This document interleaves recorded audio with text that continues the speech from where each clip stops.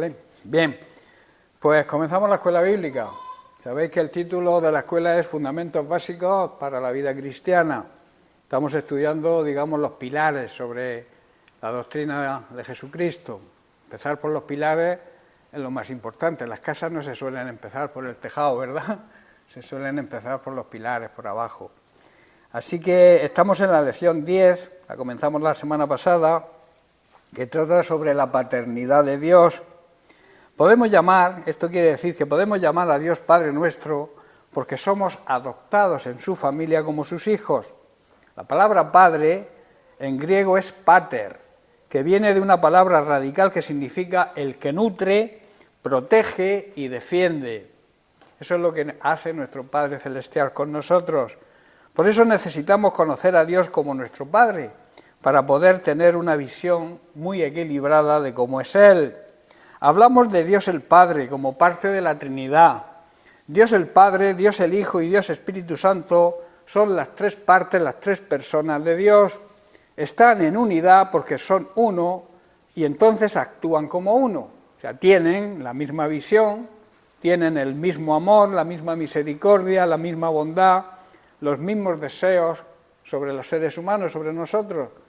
Y por tanto nosotros, al ser sus hijos, al ser adoptados por Él, debemos tener los mismos genes que Él, tener la misma visión, el mismo amor, la misma misericordia, la misma bondad y los mismos deseos para la gente que nos rodea, que ellos puedan ser salvos también. También hablamos de maneras para comprender y conocer la paternidad de Dios. La primera es que Dios se revela a sí mismo de muchas maneras. Por ejemplo, en el Antiguo Testamento, por medio de los profetas. En Hebreos capítulo 1, verso 1 dice eso, que Dios se manifestó en tiempos del Antiguo Testamento a través de los profetas. También se revela, y hoy sobre todo también, por medio de la creación. Y hablamos de la creación. La creación es un acto de la libre voluntad de Dios, por el cual hizo todo el universo, y lo hizo para su propia gloria, sin valerse de materiales ya existentes, y lo hizo para nuestro disfrute y que podamos ver su mano en todo lo creado. Todo lo que sabemos acerca de la creación, mediante la revelación del Espíritu Santo, tiene elementos que denotan la sabiduría de Dios, por lo cual es un misterio que necesita ser revelado.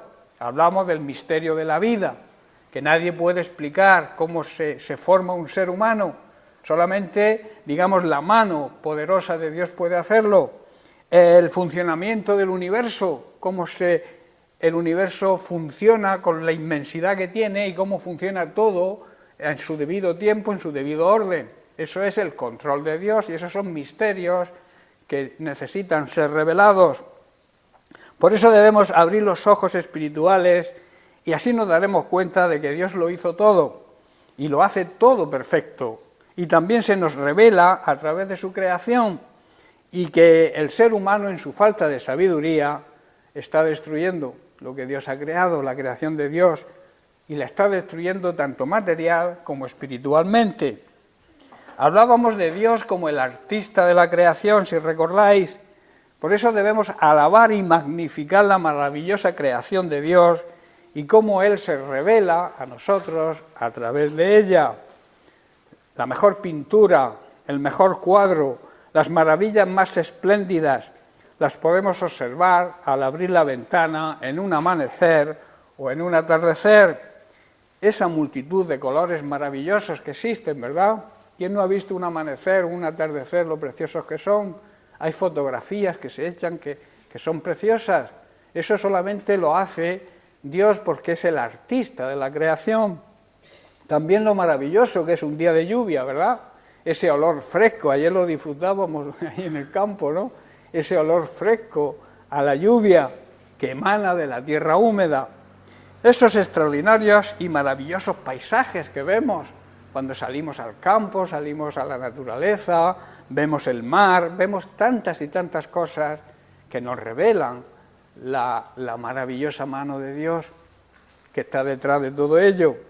Pero a veces por el estrés que llevamos, las presiones en que andamos, no nos damos cuenta de la maravillosa creación de Dios. Amén. Y no disfrutamos, por a veces vivimos pensando solo en trabajar y no disfrutamos ni de la familia, ni tampoco de la creación de Dios, que Dios la ha creado para que disfrutemos de ella. No está ahí para que pase desapercibida. Dios quiere que disfrutemos de su creación. Por eso debemos alabar y disfrutar de esa maravillosa obra de las manos de Dios, pues todo lo que Dios ha creado lo ha hecho para nosotros, para que disfrutemos. Y Él se revela por medio de su creación. También, y hoy vamos a tratar de esto, también Dios se revela por medio de su palabra, por medio de la Biblia también. Vamos a hablar de la palabra de Dios. ¿Qué se entiende por palabra de Dios? Mediante un estudio que he sacado del diccionario bíblico, veremos lo que realmente significa la expresión palabra de Dios, que literalmente significa Dios hablando. La palabra de Dios es Dios hablando. Frase que aparece en el Antiguo Testamento 394 veces y se refiere a la comunicación de Dios con el hombre, por ser la palabra el vehículo con que se expresan los pensamientos. Si tú tienes un pensamiento y no lo hablas con tu boca, nadie lo va a saber. Por eso Dios nos ha dado el don de la comunicación, para que expresemos nuestros pensamientos a los demás, nuestras ideas, nuestros proyectos. Dios nos ha dado ese gran valor de la comunicación. Por eso, literalmente, la palabra de Dios es Dios hablando a su pueblo, Dios hablando a sus hijos. De ahí que frases como la palabra de Dios vino a mí, dijo Jeremías, o la palabra de Dios a Ezequiel, palabra de Dios que vino a Oseas y otras similares son características de los libros proféticos, frases puestas por Dios en la boca de los profetas. ¿Estáis comprendiendo? Que a veces creemos que la palabra de Dios es solamente la Biblia. La palabra de Dios muy raramente se emplea como la palabra escrita. Es más bien Dios hablando. Dios puede hablarnos, claro que sí, a través de las Sagradas Escrituras, la Biblia. Pero Dios quiere hablarnos de distintas maneras. Dice Hebreos 1:1 que de distintas formas le habló Dios a las personas, a los seres humanos, por medio de los profetas. Y hoy también nos habla de distintas formas. Nos habla cuando tenemos comunión en oración con Él. Nos habla cuando escuchamos la palabra de Dios, cuando escuchamos un mensaje, eso es palabra de Dios hablándonos. ¿Estáis comprendiendo?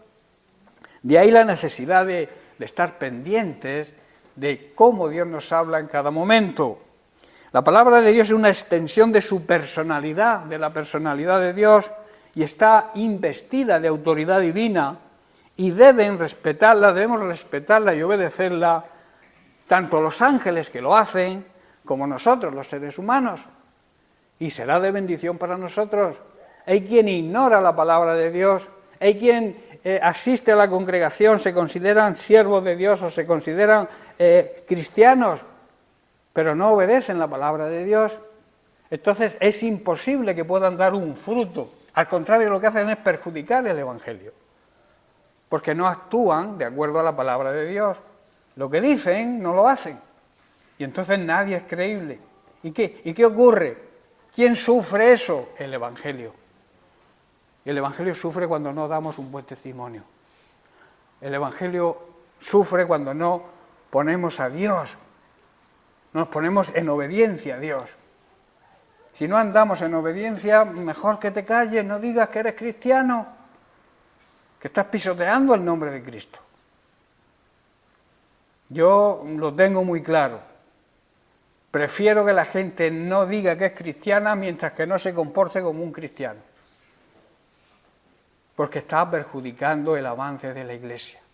Las iglesias hoy en día, existe ese gran problema, no avanzan precisamente por eso, porque no hay obediencia a Dios, no se respetan las autoridades que Dios ha puesto, no se respeta nada, cada uno va a su bola, cada uno tiene sus propios proyectos y no se da cuenta que debemos andar en el proyecto de Dios, en el plan de Dios, si queremos hacer la voluntad de Dios y queremos tener una buena relación con nuestro Padre. Un hijo que no se comporta bien no tiene buena relación con su padre, aunque el padre quiera tenerla. No se puede. Si somos hijos desobedientes no podemos tener una buena comunicación con Dios el Padre. Él nos ha adoptado, somos sus hijos, pero tenemos que comportarnos como hijos de verdad, hijos auténticos, hijos verdaderos, cristianos que sigan a Cristo, no cristianos de nombre y hacen lo que les da la gana, les diga lo que les diga, da igual.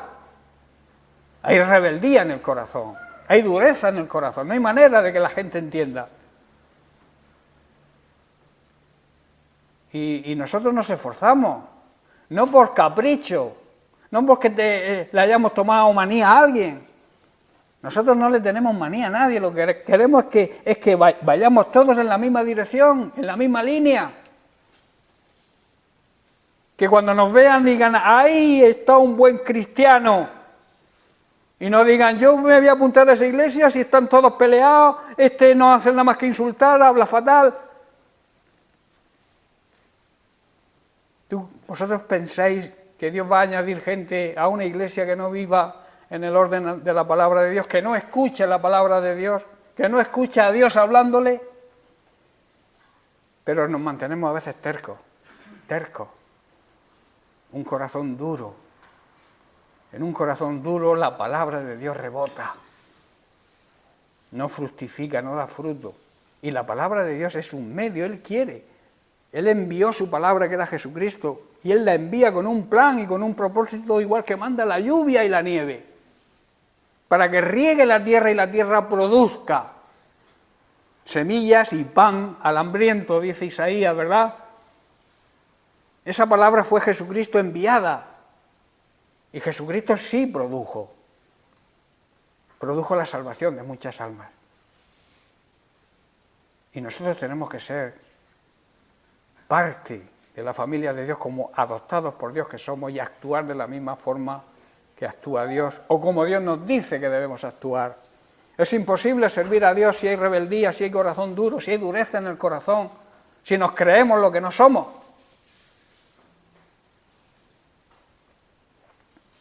Hermanos, la palabra de Dios es permanente, permanece para siempre. Y tiene que cumplirse, puesto que Dios la envía para hacer su plan, no el nuestro, su plan, para que su propósito se cumpla en nosotros. Por eso he dicho que la palabra de Dios es una extensión de la personalidad de Dios y está investida, tiene autoridad divina. La palabra de Dios puede salvar, que es lo más importante, porque también puede sanar, pero lo principal es la salvación. Y la salvación y la sanidad van juntos.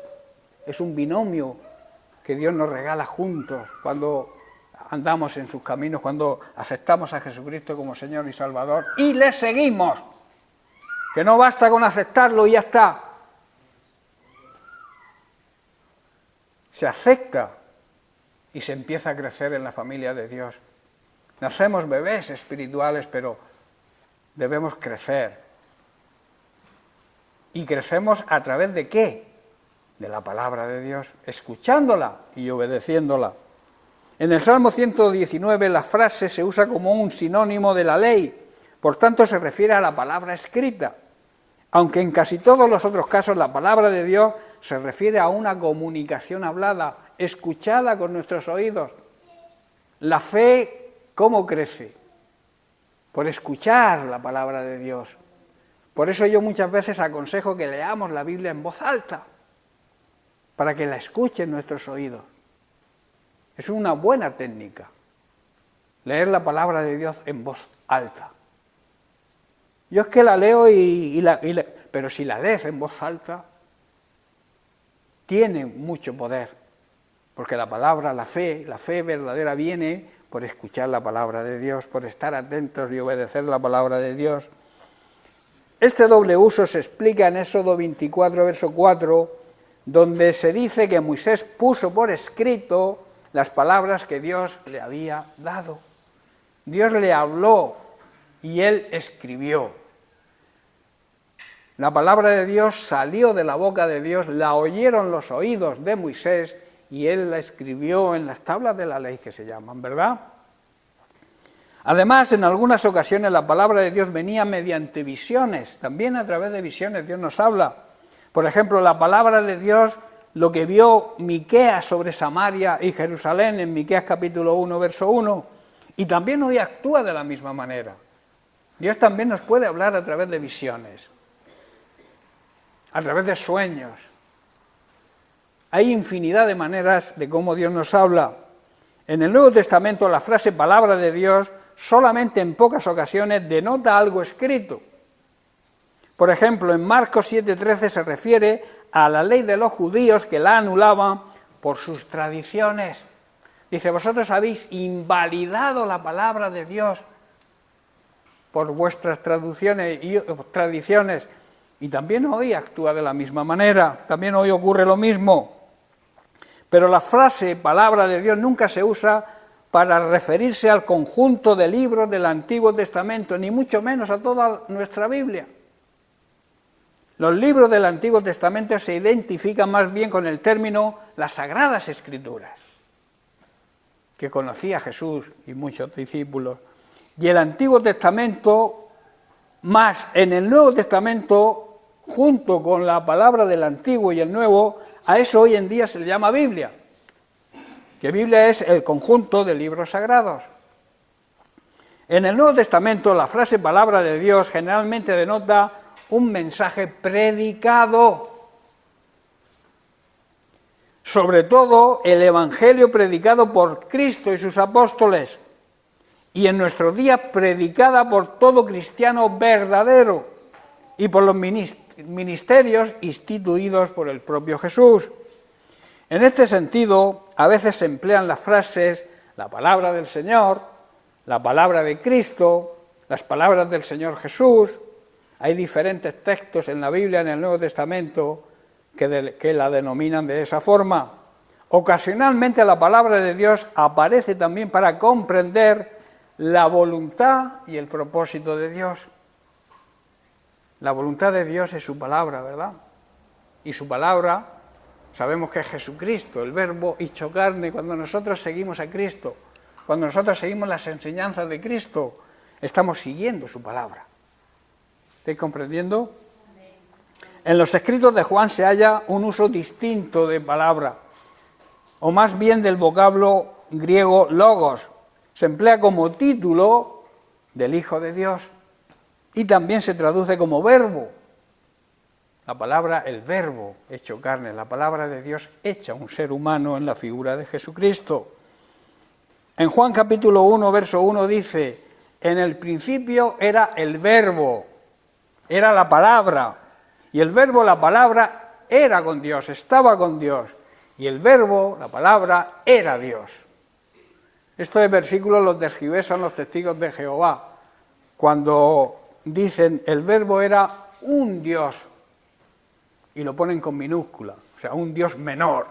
O sea, de ahí que ellos no aceptan la divinidad de Cristo. Antes de que todo comenzara a existir, aquel que es la palabra, el Hijo, la segunda persona de la Trinidad, la palabra estaba con Dios y la palabra era Dios.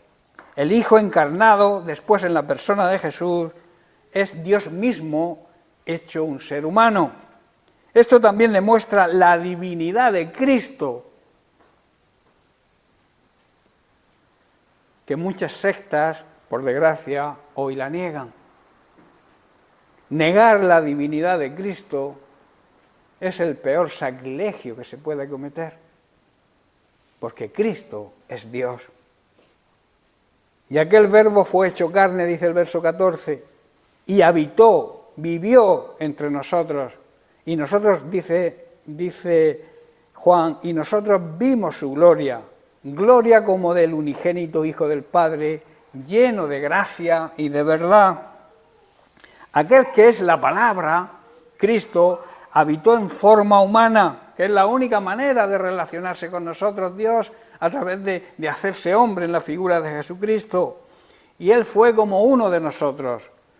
Los que convivieron con Él de manera tangible vieron el poder que le pertenece como el único Hijo de Dios y nosotros los creyentes lo creemos, pues nos ha mostrado todo el amor y toda la verdad al enseñarnos el camino de la salvación. Todos aquí conocemos el camino de la salvación, ¿verdad? ¿Cuál es el camino de la salvación? El Verbo, la palabra, Jesucristo, que perdona nuestros pecados y murió por nosotros en la cruz. Si Dios se reveló mediante la palabra hablada, ¿cuánto más no habría de revelarse mediante la palabra encarnada en Jesucristo? ¿Verdad? Este es el argumento de Hebreos 1 y corrobora lo dicho en Juan 1:18. Dice, a Dios nadie le vio jamás. El unigénito Hijo, Él le ha dado a conocer. Todos los que vieron a Jesucristo en persona, vieron a Dios. ¿Estáis comprendiendo? Porque dice, literalmente en el griego dice, Él ha dado una explicación de quién es Dios. Al ver a Jesucristo, ellos vieron a Dios. Nosotros, al verlo con los ojos espirituales hoy en día, también podemos ver a Dios. ¿Estáis comprendiendo? Porque Jesucristo, la palabra, el Verbo, es Dios mismo hablándonos a nosotros. Amén. Luego hay una gran sabiduría en la palabra de Dios.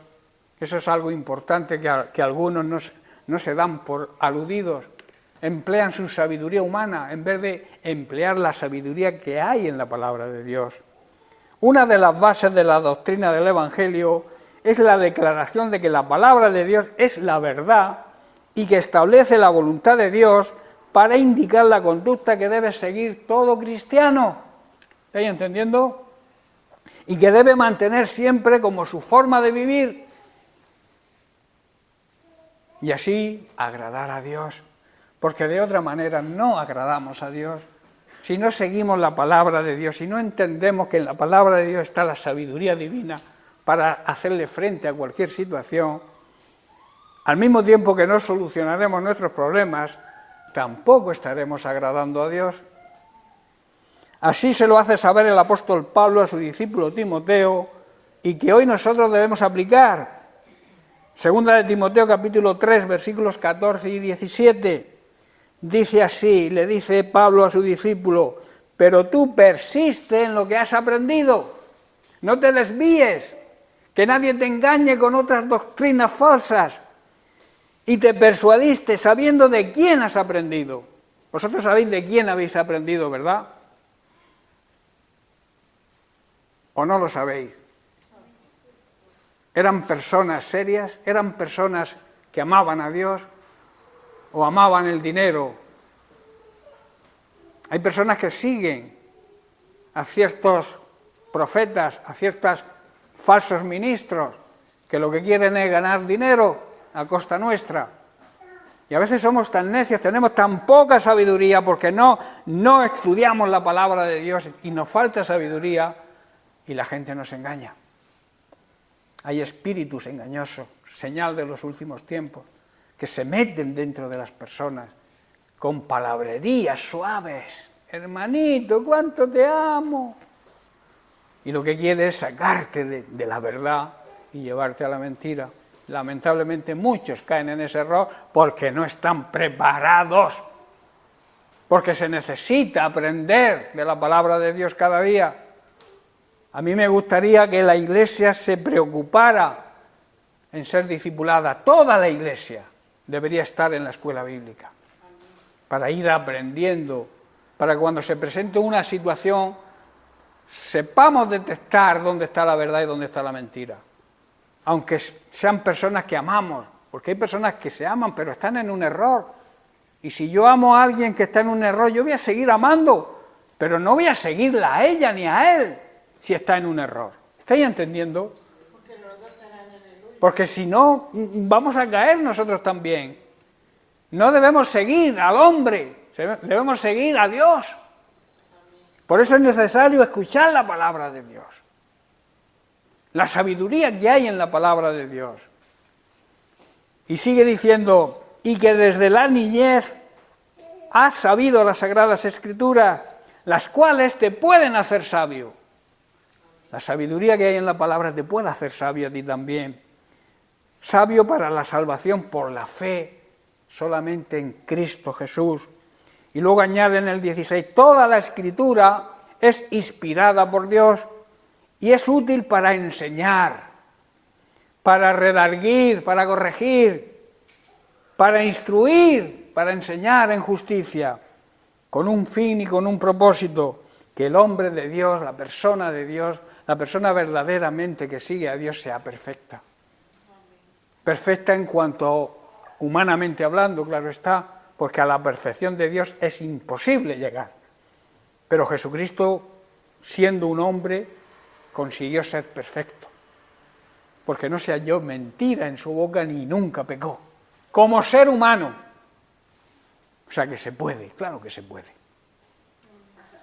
Hay que querer, claro está. Con la ayuda de Dios se puede. Por eso Pablo dijo, todo lo puedo, todo entra todo. ¿Pero por quién y por qué? Porque Cristo me da la fuerza. El mismo Dios de Pablo es el Dios nuestro. Y le dio fuerzas a Pablo, nos dará fuerzas a nosotros para poder ser perfectos, humanamente hablando. Hay personas que se sienten frustradas y engañadas con los falsos profetas de hoy en día. Hay un concepto súper equivocado acerca de esta influencia de estos predicadores de la falsa prosperidad y sobre un evangelio sin cruz, un evangelio sin sufrimiento. Y luego, claro, cuando encuentran que no es así, se nos vienen abajo y se sienten engañados. ¿Estáis entendiendo? La realidad del evangelio es la siguiente. Cuando aceptamos y reconocemos a Jesucristo como nuestro Señor y Salvador personal, nuestra vida cambia porque Dios nos perdona y nos resucita a una nueva vida. Una vida plena y abundante, llena de sus bendiciones, pero no exenta de sufrimiento, como algunos nos quieren hacer ver, con el único propósito de que los oigamos, les sigamos y nos saquen el dinero, que es la pretensión de estos falsos predicadores. Todos lo basan todo en dar para recibir. Cuanto más das, más recibes. Y es mentira. Cuanto más das, menos te queda. En este sentido, en la falsa prosperidad, porque quieren oír lo que les gusta. Y estos predicadores predican lo que el oído humano le gusta oír y no lo que necesitan oír. El evangelio es un evangelio de cruz. El camino de Cristo fue hacia la cruz. Y si Él es el camino, y nosotros somos también camino para otros, también tenemos que llevar la cruz cada día y colgar nuestra soberbia, nuestro egoísmo en esa cruz, para poder ser dirigidos, ser buenos discípulos de Cristo. El que no coge su cruz cada día y se crucifica su ego, no puede ser discípulo de Cristo. Lo que entendemos los verdaderos creyentes es que en esa nueva vida, como digo, no exenta de problemas, siempre tendremos la ayuda, la gracia, el poder que nos capacita, ese poder de Dios para poder afrontar toda situación difícil. Eso es la verdad del Evangelio, que en medio de los problemas que no van a faltar, de todo tipo, en nuestra vida secular y en la vida cristiana también, tenemos la gracia de Dios. Tenemos el poder de Dios que nos capacita para afrontar cualquier situación, por difícil que sea, hermano. En Efesios capítulo 2, verso 1 al 3, dice Pablo, y Él os dio vida a vosotros, esa nueva vida que estamos hablando. ¿Cuándo nos la dio? Cuando estábamos muertos en delitos y en pecados. El pecado mata espiritualmente, por eso dice que estábamos muertos en pecados, muertos espiritualmente, condenados, en otra palabra, en los cuales, en esos pecados, anduvisteis en otro tiempo, siguiendo la corriente de este mundo, conforme al príncipe de la potestad del aire, el mismo diablo, el espíritu que ahora opera en los hijos de desobediencia, entre los cuales también todos nosotros vivíamos en otro tiempo, en los deseos de nuestra carne, de nuestra naturaleza pecaminosa, haciendo la voluntad de esa naturaleza y de los pensamientos, y éramos por naturaleza hijos de ira, lo mismo que todos los demás. Estábamos igual que estaba el mundo, incrédulo, ahora mismo todos estábamos ahí, ¿verdad? Pero Dios en su misericordia nos tocó y nosotros respondimos a ese llamado. Y por eso somos salvos. Pero debemos vivir en santidad.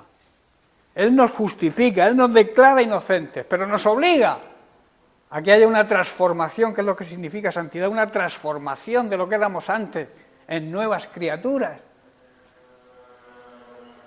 Una dedicación, un apartamiento del pecado, un apartamiento de las cosas de este mundo, de lo que nos ofrece este mundo, y una dedicación total a Dios y a su obra. Eso es lo que es vivir en santidad.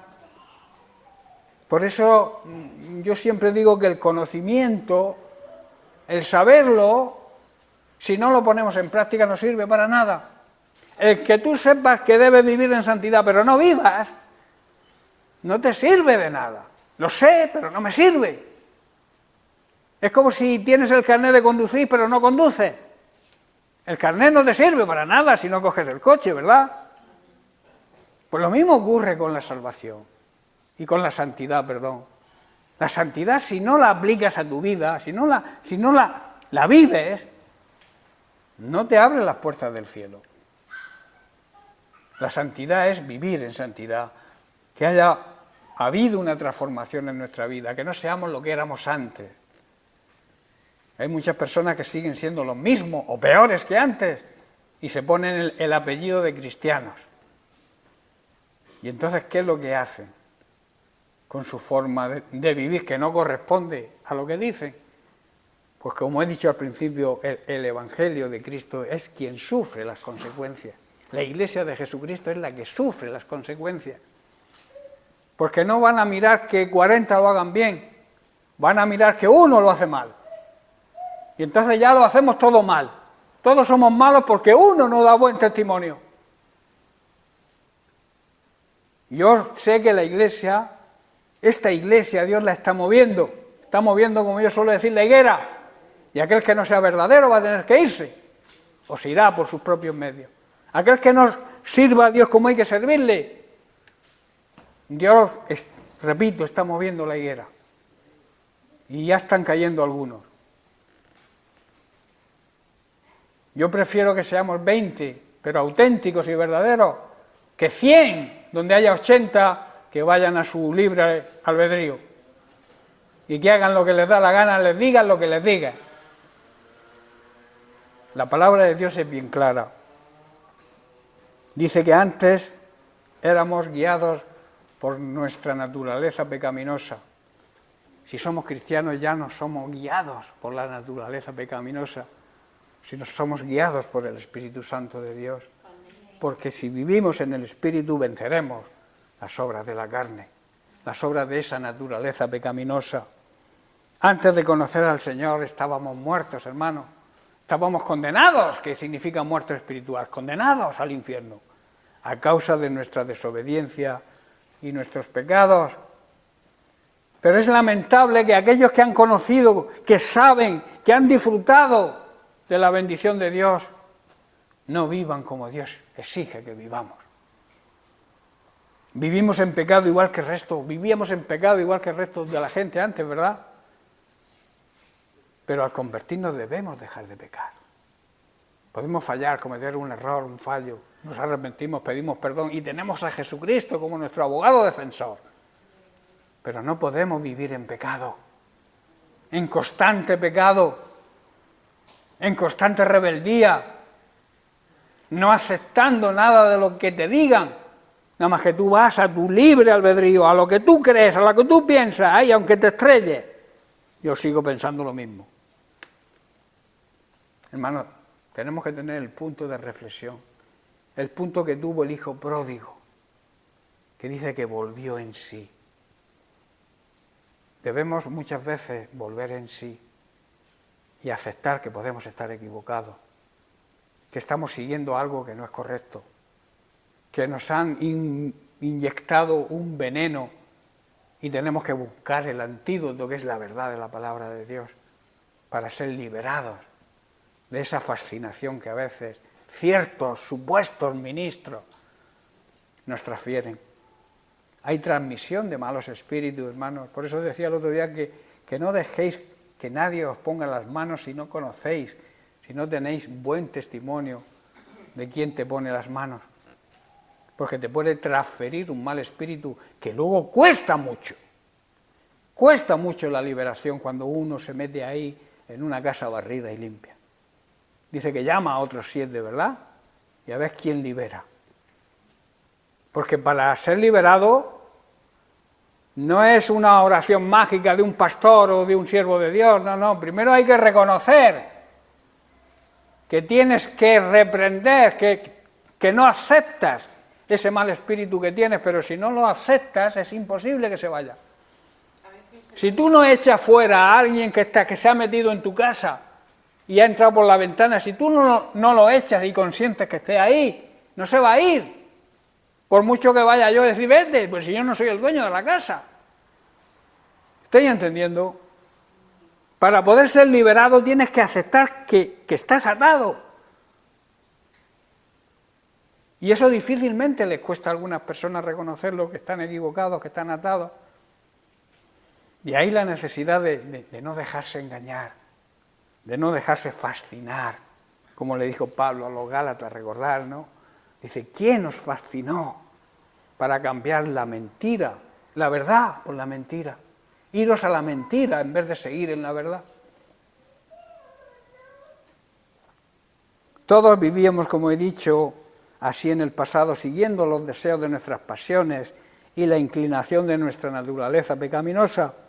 Por nuestra propia naturaleza éramos objeto del enojo de Dios, igual que todos los demás.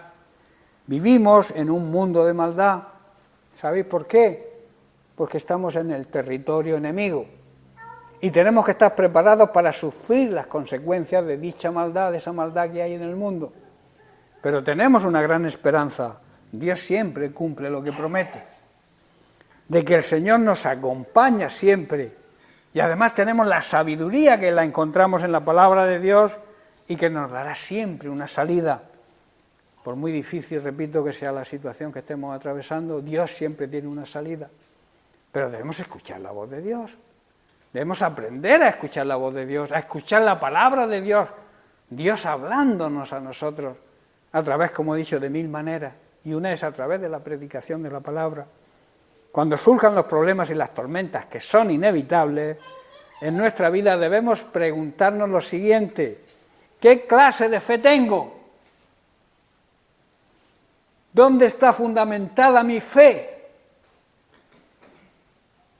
Nuestra fe debe ser y estar fundamentada en Jesucristo, en la palabra de Dios, en Dios hablándonos. Y debe tener, por tanto, su base precisamente en la palabra de Dios. Toda nuestra vida tiene que estar basada sobre la roca que es Cristo, que es la palabra hecha un ser humano. Ahí encontraremos la sabiduría divina para superar las tormentas.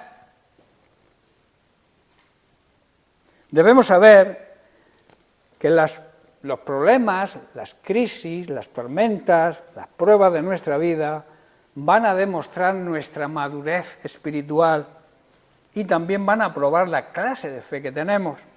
Y lo más importante es que nosotros lo sabremos, porque Dios sí sabe qué clase de fe tengo, pero yo a veces igual no lo sé. ¿Cómo sé yo la clase de fe que tengo? Porque no es decir que tengo fe con la boca y repetirlo, eso no sirve de nada. La fe es demostración de lo que creemos. Vengan las pruebas que vengan. Si no hay pruebas, no vamos a saber nunca qué clase de fe tenemos, ¿verdad? La fe prueba nuestra fe. O sea, la prueba es para que nuestra fe crezca.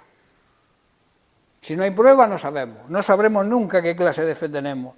Dios sabe la que tenemos, pero quizás nosotros no. Por tanto, ante cualquier tormenta que nos alcance, debemos estar preparados para hacerle frente. Para ello debemos potenciar nuestra fe. Y esto se consigue orando, estudiando, meditando y escuchando la palabra de Dios. ¿Cuántos hacemos esto? ¿Cuántos oramos diariamente? ¿Cuánto estudiamos, ¿cuántos estudiamos la palabra de Dios con detenimiento, sin prisa? ¿Cuántos meditamos en ella para que el Espíritu Santo nos hable? Y escuchamos la palabra de Dios, la escuchamos cada día. Yo me preocupo cada día de hacer un devocional para que tengáis 7 o 8 minutos escuchando la palabra de Dios. ¿Lo estáis haciendo? Es necesario escucharla. Los oídos tienen que escuchar la palabra de Dios para que nuestra fe crezca, si no es imposible. Porque el problema no es la prueba ni las tormentas, el problema es dónde está cimentada nuestra fe. ¿Está cimentada sobre la solidez y la sabiduría de la palabra de Dios o sobre nuestras propias capacitaciones? Dios quizá no nos libre de las tormentas ni el pasar por dificultades. Lo que sí nos promete es que estará con nosotros siempre para darnos sabiduría y ayudarnos a superarlas. Y nos enseña que en medio del sufrimiento Él permanece fiel a su palabra. En Josué capítulo 1, verso 5, Dios no le dijo a Josué que no tendría luchas, ¿verdad? Ni pruebas ni tormentas hasta llegar a la tierra prometida, no le dijo eso a Josué, ¿verdad? Él le dijo, nadie te podrá hacer frente en todos los días de tu vida. Como estuve con Moisés, estaré contigo. No te dejaré ni te desampararé. No le dijo que no iba a tener problemas, ¿verdad? Le dijo que habría luchas, pero que ante esas luchas, a todas esas luchas, a todas esas naciones que se le iban a oponer para su avance hacia la tierra prometida, iba a tener que pelear, iba a tener que luchar. Pero Él le promete, no te dejaré, estaré contigo. Vencerás porque tendrás mi ayuda. Lo mismo ocurre con nosotros hoy. La promesa también debemos aplicarla a nosotros hoy. Él nunca nos va a dejar en nuestro caminar hacia la vida eterna, hacia la consecución o la plenitud de la vida eterna en el cielo cuando partamos de esta tierra. Él no nos va a dejar. Él nos va a acompañar siempre. No nos va a desamparar. Jesús dijo, no os dejaré huérfanos. Él siempre está con nosotros. Hoy a través del Espíritu Santo que mora dentro de nosotros. No estamos solos, hermanos. Aparte de la familia de Cristo, no estamos solos, Dios está con nosotros. Si no fuera todo bien siempre, no necesitaríamos la fe, ni necesitaríamos a Dios para nada, ¿verdad? ¿Para qué necesitamos a Dios si todo nos va bien? ¿Para qué necesitamos que Dios no nos deje ni nos abandone? ¿Para qué? Si nos va todo bien o nos va a ir todo bien. Como predican ciertos predicadores, precisamente los de la falsa prosperidad, que te dicen, tú da dinero que te va a ir todo bien. Entonces, ¿para qué necesitamos a Dios si nos va todo bien dando dinero? ¿Estáis entendiendo dónde está la falsedad de todas estas falsas doctrinas? Dios es necesario desde que se nace hasta que se muere. Necesitamos a Dios y su presencia. Necesitamos su ayuda, su dirección. Necesitamos entender su palabra. Necesitamos que Dios nos hable. Por eso muchos tienen la costumbre de cada día meditar, estudiar la palabra de Dios y escucharla, porque es la esencia de la base cristiana, escuchar la voz de Dios, escuchar su palabra, para que nos vaya bien. Luego le promete en el versículo 9 del mismo capítulo 1 de Josué, mira que te mando, que te esfuerces, ¿y qué más? Que seas valiente. Si no hay que enfrentar problemas, ¿para qué es necesario esforzarnos? ¿Para qué necesitamos ser valientes si todo nos va a ir bien? Que no hay sufrimiento. Hay una falsa doctrina por ahí, una falsa iglesia que se llama pala de sufrir. Mentira. El sufrimiento es parte de la vida cristiana. Pero también está la promesa que en medio del sufrimiento Dios está con nosotros. Y Dios nos ayuda, nos dirige, nos ama, quiere lo mejor para nosotros, hermano. No te dejaré ni te desampararé, pero tú tienes que esforzarte y ser valiente, que es la parte nuestra. Nuestra parte es esforzarnos y ser valientes. Y entonces no temas ni desmayes, porque el Señor tu Dios estará contigo a donde quiera que vayas. La parte del Señor, estar con nosotros, pero nosotros debemos esforzarnos y ser valientes. Ya estoy terminando. Cuando surjan los problemas, debemos recordar que en la sabiduría de la palabra de Dios y confiando plenamente en sus promesas, podremos salir adelante aunque tengamos que sufrir. El sufrimiento es una necesidad. Cristo fue experto en sufrimiento, ¿verdad? Cristo fue experimentado en sufrimiento, o sea que fue un campeón en el sufrimiento, el campeón de la fe también. Entonces nosotros que debemos seguirle, ¿no vamos a sufrir? Pero lo sufrimos con la esperanza puesta en que Dios está con nosotros y nos va a ayudar, nos va a conceder su gracia, ese poder que nos capacita para afrontar todo sufrimiento y todo problema. Amén. Por eso solo nos pide que nos esforcemos y que seamos valientes. Amén. Bien, pues lo dejamos aquí y seguiremos la semana que viene con más temas sobre la palabra de Dios.